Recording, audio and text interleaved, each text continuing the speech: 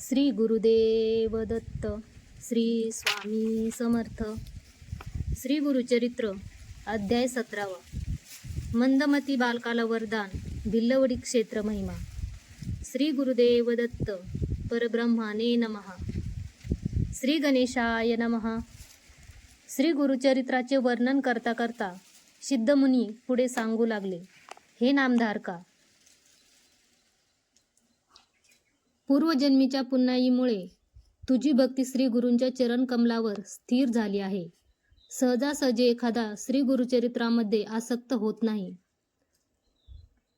तुझ्या उदांत भावनामुळे मला देखील श्री गुरुचरित्र विस्तारपूर्वक निरूपण करण्याची अभिलाषा निर्माण झाली आहे.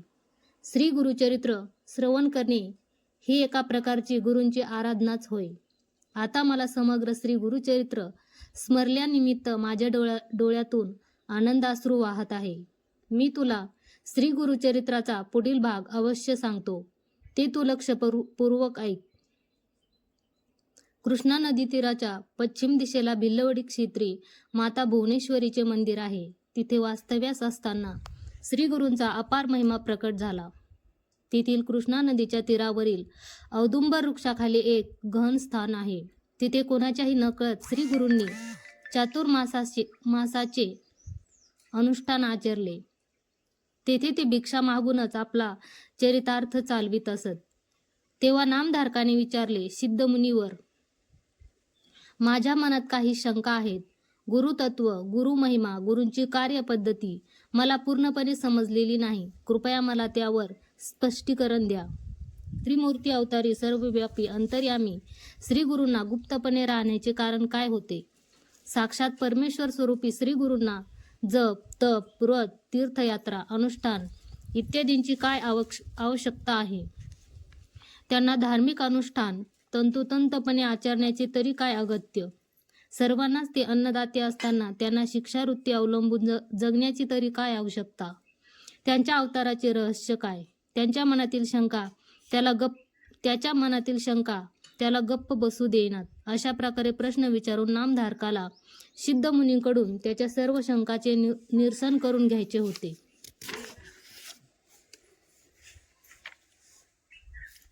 तेव्हा सिद्धमुनींनी सांगितले, शिष्योत्तमा, एक लक्षात ठेव. संन्यासी लोकांनी भिक्षेवरच अवलंबून राहिले पाहिजे. भिक्षा निर्मोहाचे प्रतीक आहे. महायोगींपासून भगवान शिवशंकरापर्यंत सुद्धा भिक्षा मागून जगण्याचा उल्लेख आहे. त्रिमूर्ती अवतारी श्री नरसिंह सरस्वती गुरूंनीही भक्तांना अनुग्रह करण्यासाठीच भिक्षावृत्ती अवलंबिली. श्री गुरूंना जप, तप, व्रत इत्यादी धार्मिक अनुष्ठानाने, तीर्थयात्रेने काहीही प्राप्त करायचे नसते, कारण ते स्वयंभू परमात्मा आहेत. हे सर्व स्वतःसाठी नसून भक्तांच्या उद्धारासाठीच ते आचरतात. ज्यांना जन्मतःच साक्षात्कार होतो अशा महात्म्यांना साध्य करण्यासारखे काहीच नसते. त्यांचे तीर्थक्षेत्र संदर्शन केवळ पवित्र स्थळे पावनमय चरणधुळीद्वारे शुचिर्भूत करण्यासाठी व लोकप्रसिद्धीस आणण्यासाठी असते. दुष्ट, वंचक, कपटी, ढोंगी व स्वार्थी लोकांच्या उपद्रवापासून दूर राहण्यासाठीच श्री गुरु भिल्लवडीमध्ये काही काळ गुप्तपणे राहत होते. ज्या प्रकारे सत्य अधिक समयपर्यंत लपवून ठेवता येत नाही, ज्या प्रकारे सूर्यकांती लपवून ठेवणे शक्य नाही, त्याच प्रमाणे अगणित महिमा असणाऱ्या गुरूंचे रूप व महिमा लपवून ठेवता आली नाही. त्यांचा आशीर्वाद घेण्यासाठी भाविक मोठ्या संख्येने जमा होऊ लागले. काही काळानंतर त्या क्षेत्री एका घटित प्रसंगामुळे त्यांना जनसामान्यासमोर प्रकट होण्यासाठी वेदिका निर्माण झाली. मी ते उद्धृत करतो, ते ऐक. करवीर क्षेत्राच्या समीप एक नामांकित विद्वान ब्राह्मण होता. तो वेदशास्त्र, पुराण व इतर धार्मिक विषयांमध्ये पारंगत होता. शास्त्र, तर्क, मीमांस या विषयावर चातुर्य असल्यामुळे सर्वजण त्याचे पांडित्य मान्य करून त्याची स्तुती करत. तो ऐहिक पद्धतीनुसार धार्मिक विधी व प्रथा अतिशय दक्षतेने आचरित असे व तसेच अत्यंत निष्ठेने सत्कर्मामध्ये निरत होत असे. गरजूंना सहाय्य करून उत्स्फूर्तपणे परोपकार करणे हा त्याचा सहज धर्म होता. त्याला एका संततीचा अनुग्रहही लाभला होता. तो मंदमती होता. त्याच्या लहानपणीच त्याचे मातापिता स्वर्गस्थ झाले व त्याला त्याच्या प्रारब्धावर जगावे लागले. अनाथ मुलाचे संगोपन आसपासच्या लोकांच्या सहकार्याने व सहाय्यतेने झाले. काळांतराने मुलगा 7 वर्षाचा झाला. गावातील साऱ्या सज्जनांनी ब्राह्मण कुलाचाराप्रमाणे त्या मंदमती बालकाच्या उपनयन न करता पुढाकार घेतला. पण तो कधी ब्रह्मचर्याला योग्य अशी स्नान, संध्या, जप, तप, वेदाध्ययन इत्यादी विहित कर्माचे आचरण करण्यास उत्सुक नव्हता. तो जे काही अध्ययन करत असे त्याची गणती देखील त्याच्याकडून होत नसे. किंबहुना शिकवलेल्या विषयांचे आकलन करण्यातही तो अत्यंत मंद होता. तो निस्तेज मस्तिष्काचा होता.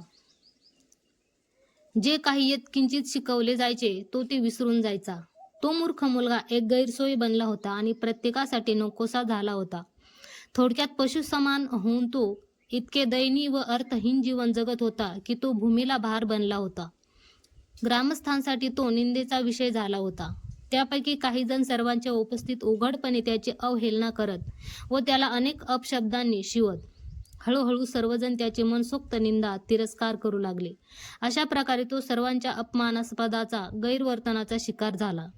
एक जण तर त्याच्या समोरच कठोर शब्दात त्याची अवहेलना करत म्हणाला, अरे मूर्खा, तू दिव्य, प्रतिष्ठित, विद्वान ब्राह्मण कुळात जन्माला येऊन देखील तुझा जन्म व्यर्थ झाला. तू वेदशास्त्र पारंगत, ज्ञान संपन्न व प्रख्यात ब्राह्मण वंशात जन्मूनही सगळ्यांकडून तिरस्कृत असे जीवन जगत आहे. तू तुझ्या नामवंत विद्वान पित्याचा मुलगा असूनही सर्वांवर भार बनला आहे. जन्मदात्याची कीर्ती, प्रसिद्धी वाढवण्याची सोडून तू कलंकित केलेस. तुझ्या जीवनाचा धिक्कार असो. विद्यावंताचे सर्वत्र पूजन होते. अशिक्षित व्यक्ती या जगात सन्मानही मिळवण्याच्या अहर्तेचा नसतो व त्याला कुणीही जवळ करत नाही. विद्यावंत देशातच नव्हे तर परदेशातही सन्मान मिळवतो. विद्यावंत धन, सुख, संपत्ती, कीर्ती, गौरव हे सर्व कमवून घेतो. लोकांच्या प्रशंसेला पात्र होतो. विद्येमुळे विनम्रता, मर्यादा सर्व काही लाभते. विद्यावंताला रंकापासून राजापर्यंत सर्वजण वंदन करतात.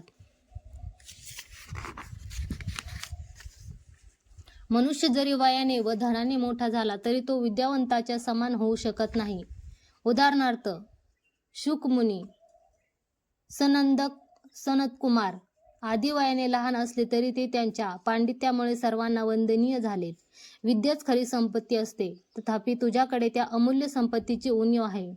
असे निरुपयोगी जीवन जगण्यापेक्षा पोटाला दगड बांधून नदीत उडी मारून जीव दे.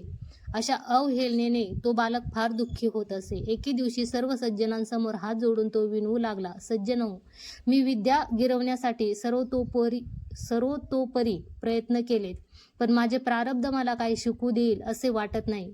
विद्या माझ्या नशिबात नाही असे दिसते की माझ्या पूर्वजन्मी मी इतरांना विद्या दिली नसावी आणि त्याचे परिणाम स्वरूप मी या जन्मी विद्येपासून वंचित आहे.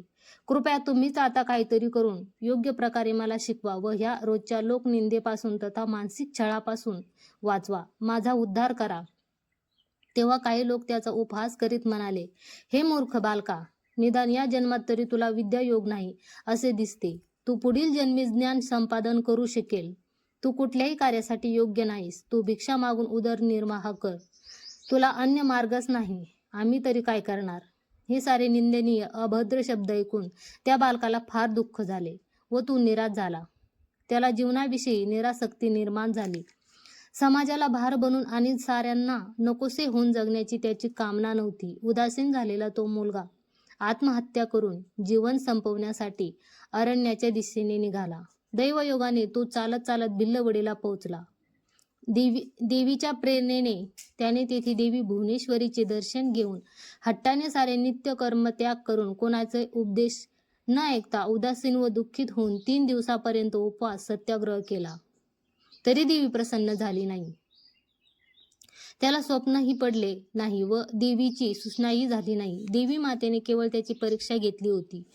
तो देवीवर क्रोधित झाला. त्याने देवीचा तिरस्कार केला व त्याला मदत न केल्याने तो तिला शिव्या शाप देऊ लागला.